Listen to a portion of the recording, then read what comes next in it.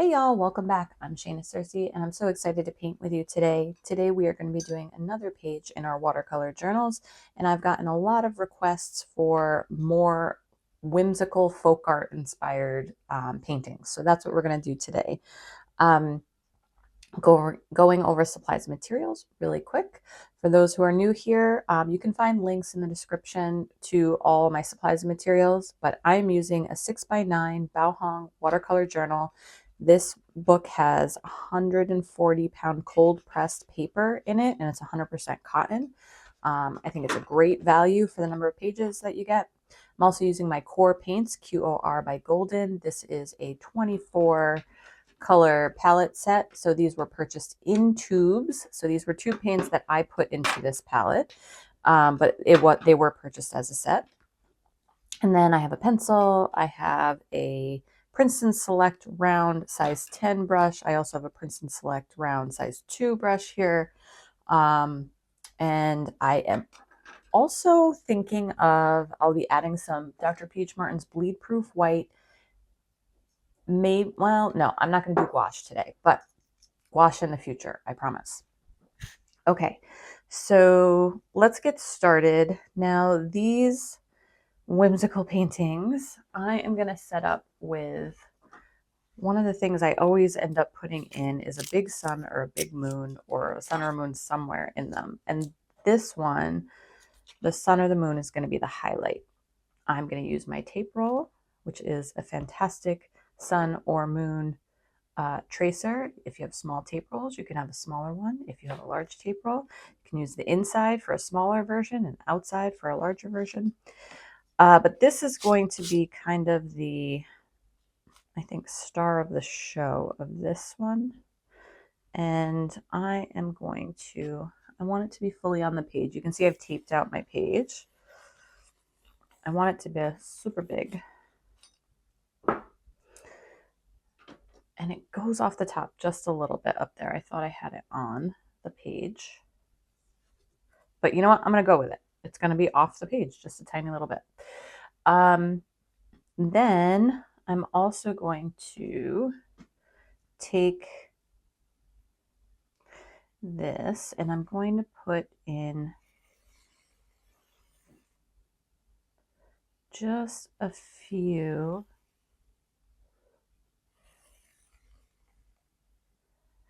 kind of overlapping hills here, and then I'm going to do one right here that's going to cut off the bottom. Okay, now I'm going to take my kneaded eraser. Sorry, that's another supply I did not mention. If you don't have a kneaded eraser, I highly recommend them. They're just these little gray, they come like this when you first get them.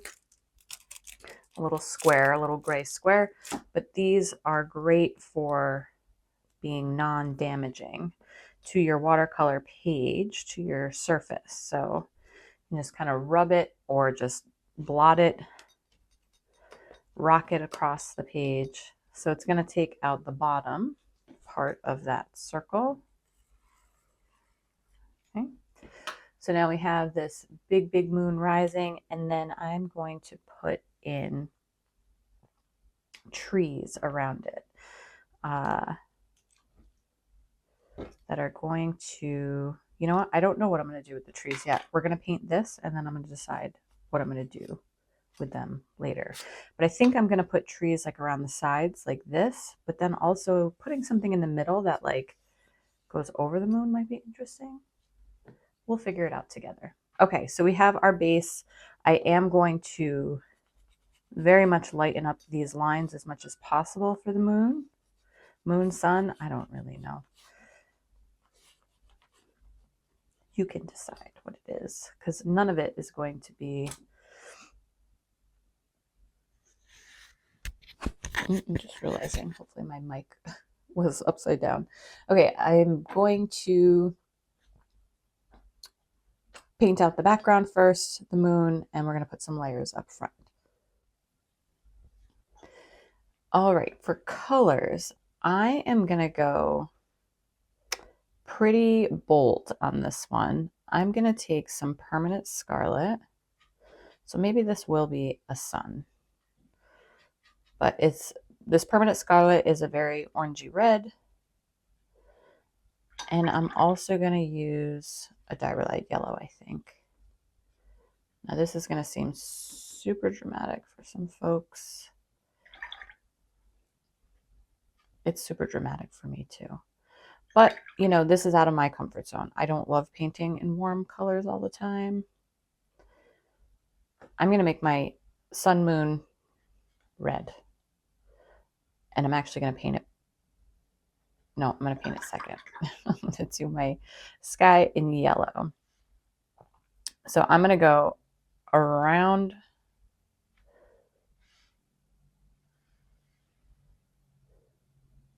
We'll just call it a sun from now on. I'm going to go around my sun.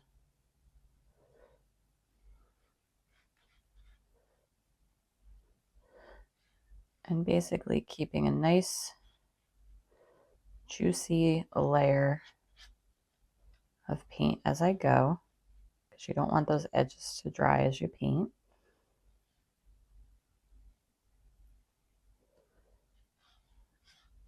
And just bringing it all the way to the edge. Okay, one side is done. I'm going to pull out some more paint, more water. So this is Diarylide yellow. I think I mentioned that, but just making sure. Once again, if you're a returner here, you will have probably been yelling at me, why did you paint the right side first and not the left side first, so you're not in danger of putting your hand in wet paint. I do it all the time.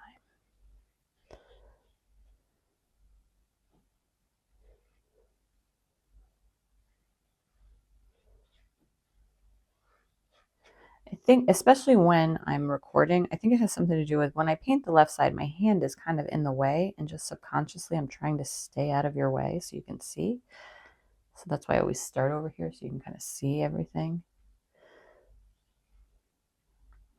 We'll go with that excuse. Okay, so there is our background. And we're going to let that dry nice and smooth. Now, while that is drying, next we're going to, or not next, but shortly we're going to put in the red sun here.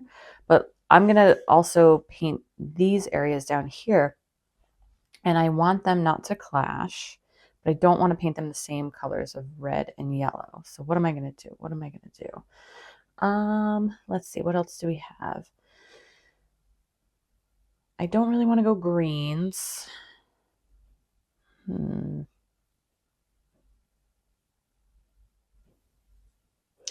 I think I'm actually going to go gray.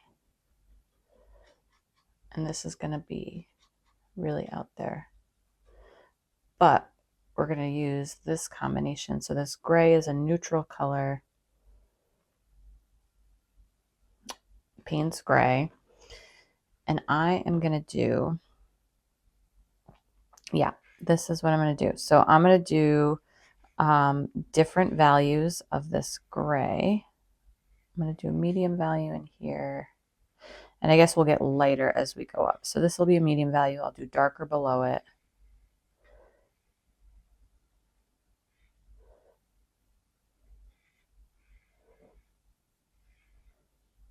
This is definitely a gamble. Not really a color palette combination I've used before.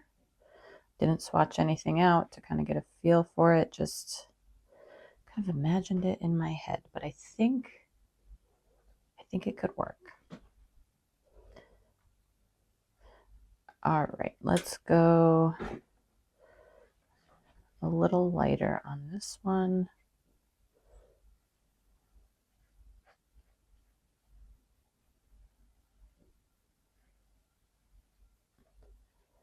And then I am going to take a break. I'm going to dry everything that's down here so far with my heat tool.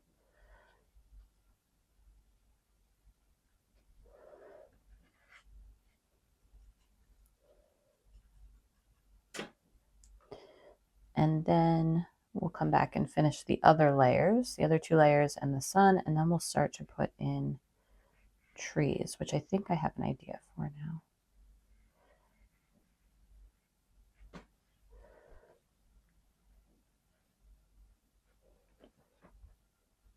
All right, so let's let that dry so that way I can put in this layer and this layer. This already got a little bit, touched the yellow that was a little bit wet, but that's okay. It's just a tiny little bleed. Let it dry, come back, we'll keep going. All right, we're back. I'm going to stick down here and finish these up. So I'm going to go a little darker for the very bottom one. I don't want it to be black, like super dark, but I do want it to be darker than the second kind of medium tone.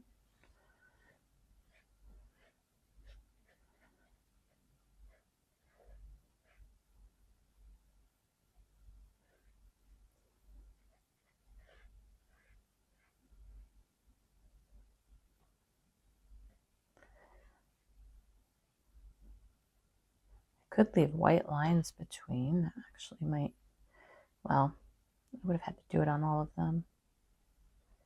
I kind of like that white. I'm just going to leave it. You could always go back with the bleed proof white later on and add it.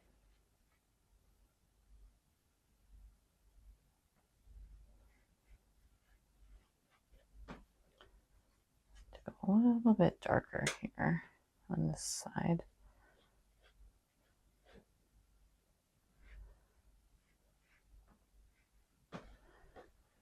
There we go. And then we're going to go super light up here.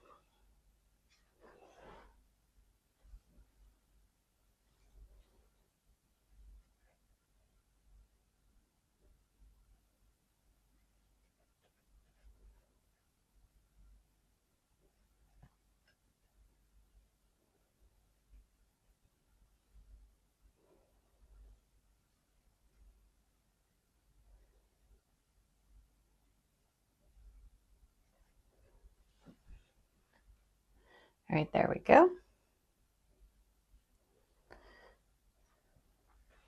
This up here. Well, I'm just not going to worry about it. I'm going to put other things in front of it. Okay. I don't hate this black, white, gray, yellow combination. We'll see how I feel about it when I put in the red sun. Okay, let's get, again, we're using this orangey red color. This is Permanent Scarlet. This is probably one of my least used colors in my color palette. So I'm going to go around the edges here.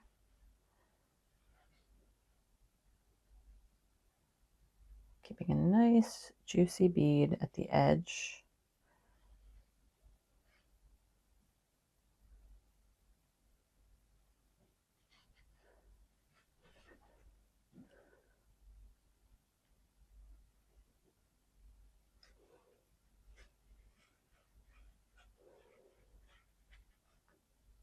And this I am going to drop in. I'm not worried about it being a completely flat wash. I am going to drop in other darker globs of color.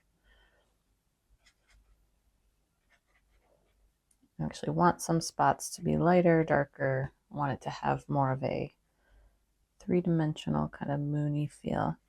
Now, I did not dry this before I started, so I have a tiny little bleed in there that I'm not happy about. It's okay. It's not out of control yet. I'm going to finish this to at least get all of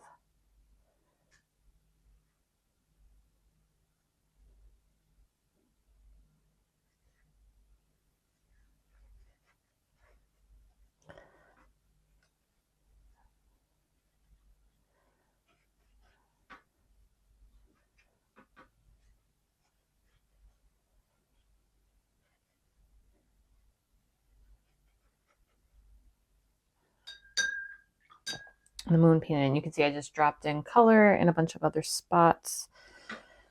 I'm going to rinse my brush off completely.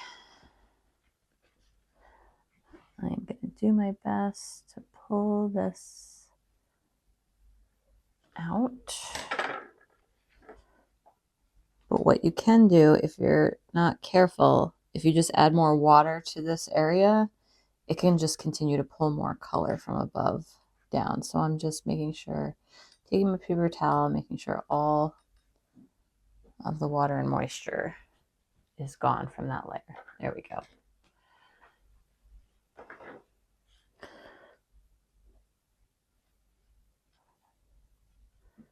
All right, I think I might be able to go in.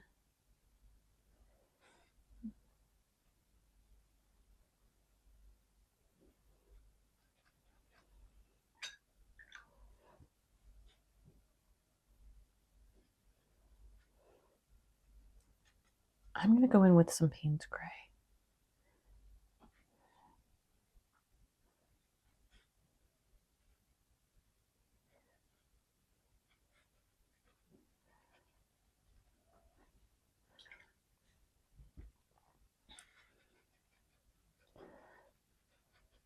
And I don't really care too much if this gets a little out of control and I get some funky edges or cauliflowers. I think it might actually add some interest to the texture. Let's put in some Payne's Gray on this edge.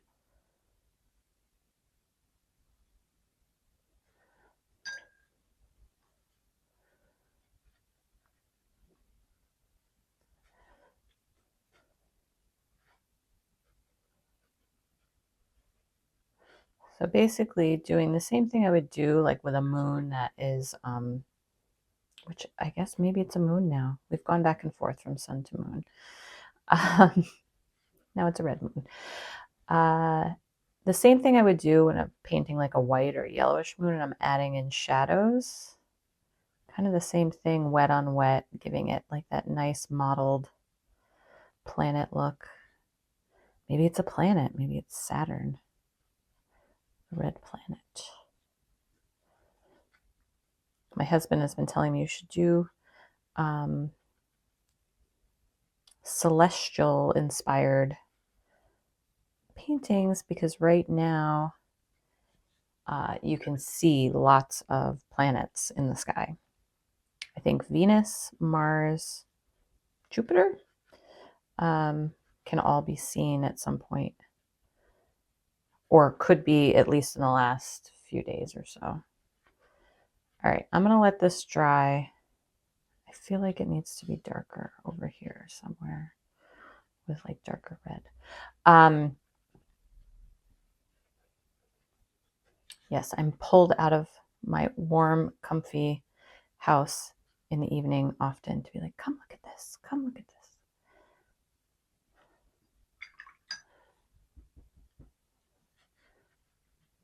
All right, you can keep playing if you want. I'm going to let it dry and then reevaluate. And then we're going to add on some of the other details around it. All right, y'all. This one is interesting. All right, y'all. I think I have an idea for what we're going to do now that we're back and it's dry. I am going to put some trees, leaves, organic material. We're going to use black, or this is Payne's Gray, but at like full saturation on the sides. But I think I'm going to put one small tree back here, kind of coming up into the center of this. So let's start with that. And this is going to be a leafless tree, I'm pretty sure. Kind of like a barren landscape. So I'm going to kind of create the trunk.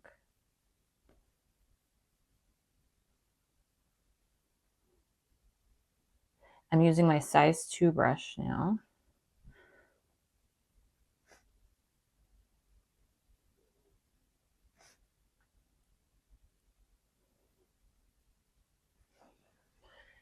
And I'm just going slow so I don't get too patterned and I keep the branches thin at the ends.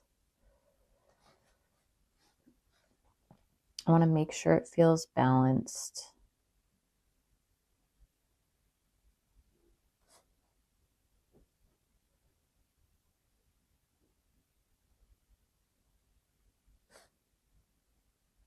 I'll let some branches overlap each other. All right, this feels good so far. I was nervous.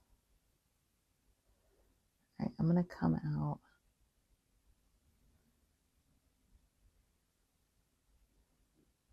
With one big branch over here.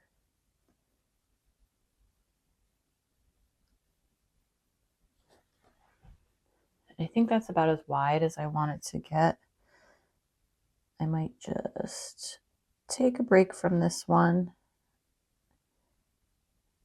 and then reassess to see if there's any like fine little details I want to put on at the end or add any additional branches, but that feels good. It's not like perfectly symmetrical, but it feels balanced in a way, like organically balanced.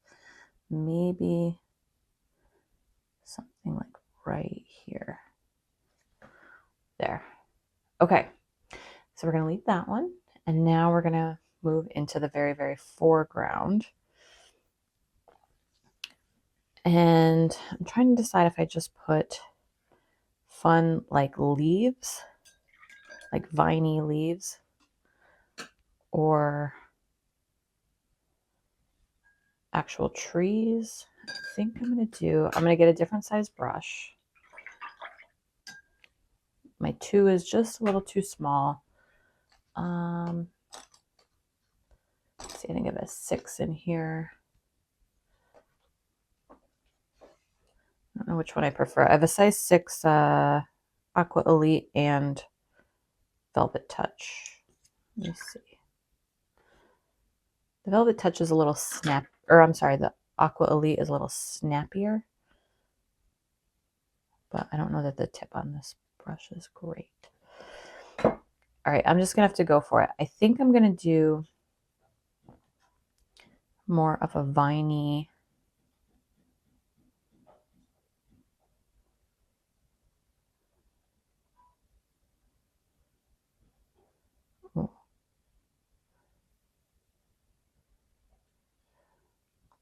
kind of leafy structure on the edges. So we're going to build this out.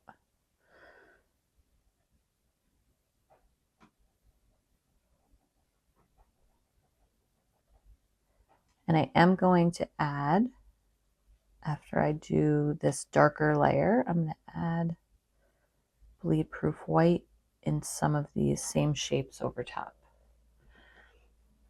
All right, so let's do this side.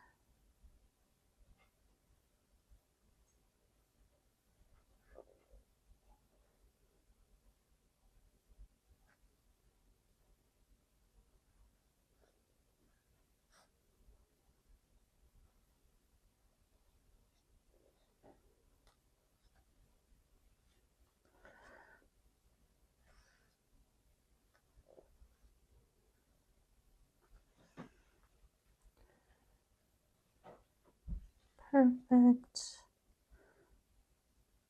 Not perfect, but you know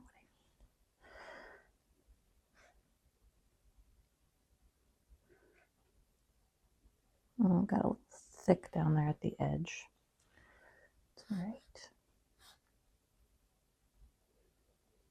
And then, I'm going to add in some other shapes here. So we're going to put in some kind of wheat-like silhouettes. Basically, these are starting to look kind of like just silhouettes.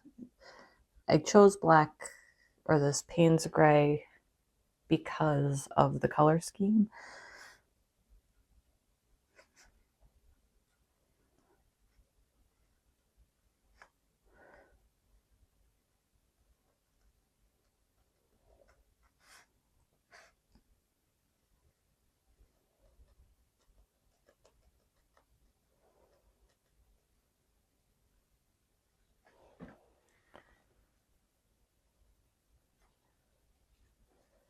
Do that same thing on this side. You know what, for this one I can go into my size 2.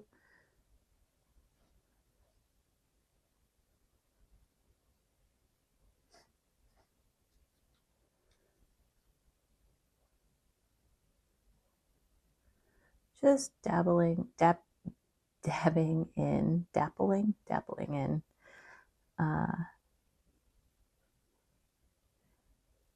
little dots for like the top of like a wildflower wheat stalk type of vegetation.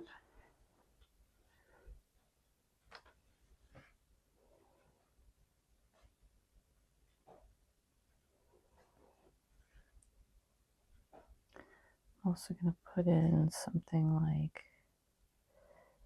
this with little pom-poms type of things at the edges. And then we're going to get into our bleed-proof white in just a minute. I think. I don't know. I kind of like this. Maybe I don't add bleed-proof white. It's okay to change your mind halfway through.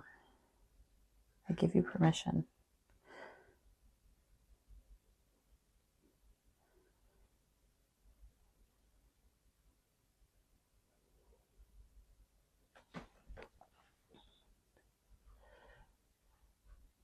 All right, I think I'm going to add in just a few more like smaller leaf things, maybe like right from the side here.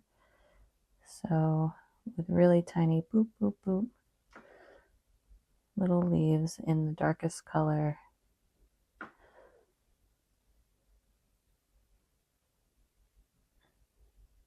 Because there's no variation in color, they're all just different values. I don't want to do too much layering because I think it'll start to get muddy.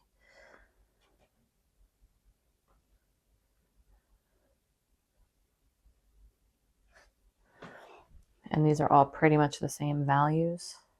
They're all pretty dark.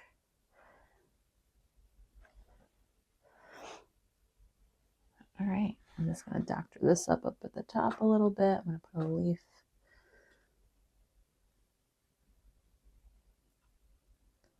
right up here. I'm going to fix the shape of a few of these.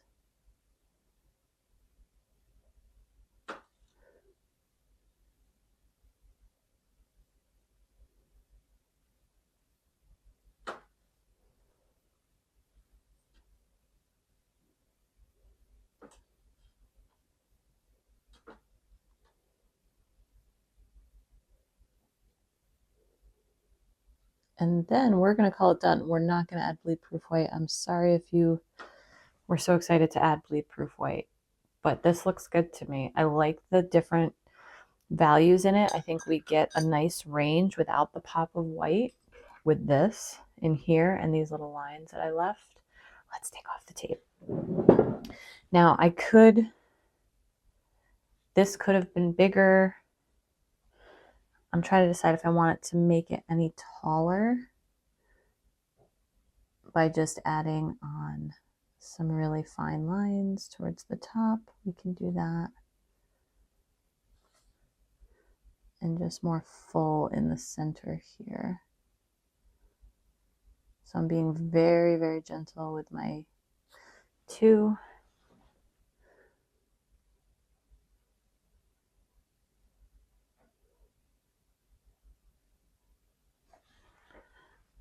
And just kind of filling out, making it tallest in the center.